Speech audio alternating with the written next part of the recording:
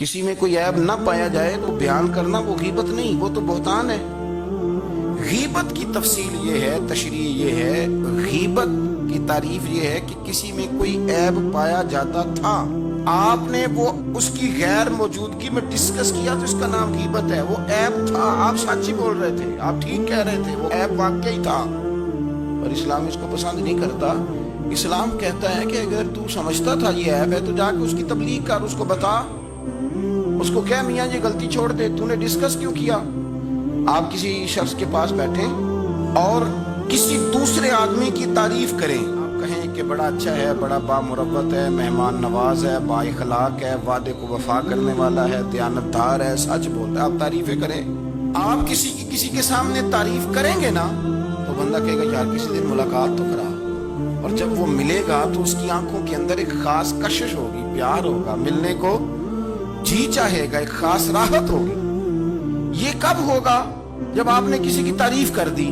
لیکن اگر آپ کسی کی غیبت کریں گے، کسی کے بارے میں کہیں گے بڑا غلط ہے جی، لوٹ لیتا ہے جی، چور ہے جی، فاسق ہے جی، تو بندہ اگر کبھی مل بھی گیا تو اس سے سلام لینے کو دل، ہم نے پتہ کیا کیا، تیزی سے فروغ پایا ہے ہمارے ہاں نفرت کا ماحول۔ آپ کھول لیں، کوئی یوٹیوب کھول لیں، کوئی ایسا چینل کھول لیں، بس لڑائی ہے، فلانا فلانے سے لڑ رہا ہے، فلانا۔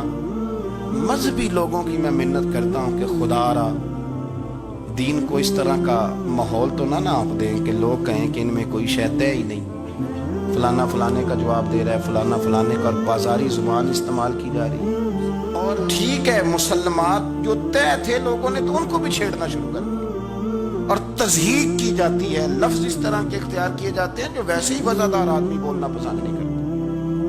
کیا آپ اپنی شکل دکھا رہے ہیں کفر کو کہ یہاں نفرت ہی نفرت ہے، اور وہ باتیں جن کو بالکل چھیڑنا نہیں چاہیے تھا ان پر بھی آپ کلام کرتے ہیں۔ آپ نے کوئی چیز نہیں چھوڑی جس پر آپ نے بحث نہ کی ہو، الجھایا نہ ہو، میلہ لگا دیا، اللہ جانے کوئی کیا بول رہا ہے۔ دعوت دین کون دے گا؟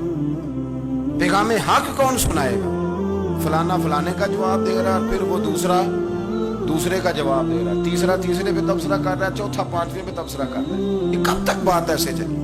یہی حال سیاسی لوگوں کا ہے۔ میرے ملک کا جو نوجوان اب بڑا ہو رہا ہے نا، میں بڑی ذمہ داری سے بتا رہا ہوں، وہ جیسے ہی بڑا ہوتا ہے تو وہ سمجھتا ہے میں ڈاکوؤں کے ملک میں پیدا ہوا ہوں، وہ سمجھتا ہے یہ شاید چوروں کی دھرتی ہے، وہ سمجھتا ہے شاید یہاں سب دھوکے باز ہیں۔ ہم اس طرح سے نچوڑ کے لوگوں کے دلوں میں نفرت بھری ہے، نچوڑ کے لوگ سمجھنے لگے ہیں اس ملک میں تو کوئی بندہ دیانتدار ہے ہی نہیں، کوئی بندہ اچھا ہے ہی نہیں، کوئی بندہ نیک ہے ہی نہیں۔ مذاق اڑ، ایک صاحب میرے پاس آئے ہوئے تھے، کہنے لگے پیر صاحب 11 سال ہو گئے پولیس کی نوکری کرتا ہوں، 1 روپیہ رشوت نہیں لی۔ وہ چلا گیا، میں نے اسے تبکی دی تو وہ نکلا ہے تو ایک بندہ کہنے لگا سب انہیں جو ادھر ہی نہ سکتا۔ میں نے کہا یار تو منشی ہے اللہ کی رحمت کا، یہ میرے رسول اللہ کا دین ہے اور قیامت تک لوگ اس پر عمل کریں گے۔ اس نے 11 سال کا ہے، وہ 40 سال بھی کہتا تو میں ماننے کو تیار ہوں۔ کیوں کچھی باتیں کرتے ہیں؟ آپ نے تو تباہی کر دی، کوئی بندہ ٹھیک نہیں بچا۔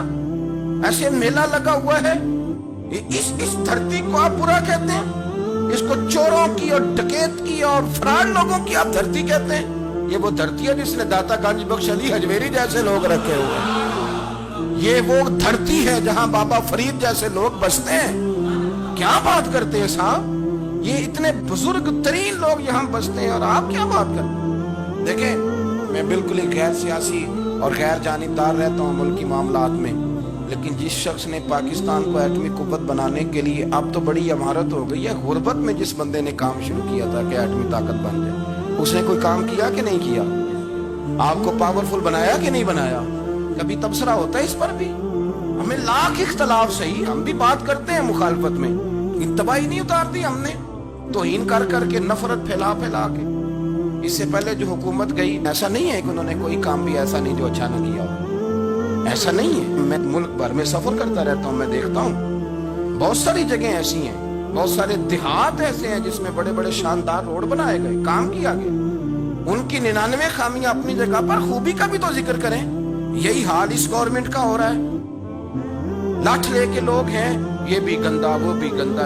آپ کس طرح کی بات کر رہے ہیں؟ آپ نے تو ملک کو یہ نام دے دیا ہے کہ یہاں کوئی اچھا انسان بستا ہی نہیں۔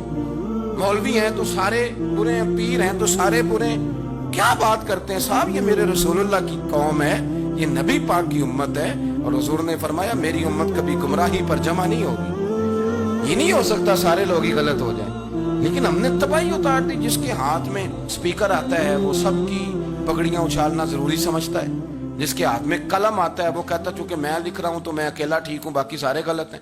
मोहब्बत को फरोग दें, प्यार करें, अखुवत का रंग देखें। हातम ताई की बेटी मुजरम बन के आई थी, मुजरम बन के कलमा नहीं पढ़ती थी, और उसको सामने खड़े करके मेरे नबी पाक ने फरमाया तेरा बाप कलमा नहीं पढ़ता था पर उसमें आदतें अच्छी पाई जाती थी, उसकी सिफात ठीक थी। यानी हुजूर तारीफ कर रहे हैं, नबी पाक तारीफ, और हमारी जुबान गुंग हो जाती है तारीफ की। जो मेरी बात मान गया बंदा ठीक है, और जिसने मेरी बात नहीं मानी वो बंदा दुरुस्त है। ये गुंग हो जाता है हमारा मिजाज। अपनी जिंदगी में अच्छे अल्फाज अदा